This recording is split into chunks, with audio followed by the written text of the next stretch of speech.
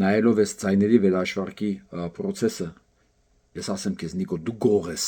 ու քո խոսքերը վերադարձնեմ քեզ, այն սերմնացու գողացող մկան նման, դու գողացել մարդկանցից ամեն ինչ, դու կյանքի գող ես, դու հայրենիքի գող ես, դու մարդկության նկատմամբ հավատի եւ հավատքի գող ես, դու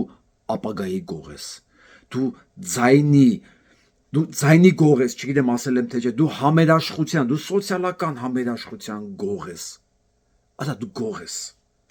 դու գողանում ես այն ինչ որ հնարավոր է, այն ինչ որ վատ է դրած, այն ինչ որ դրված է հիմնովին, քո նպատակ այդ հիմնովին դրվածներն էլ գողանալն է, իսկ հիմնովին դրված է մեր մոտ սոցիալական համերաշխությունը,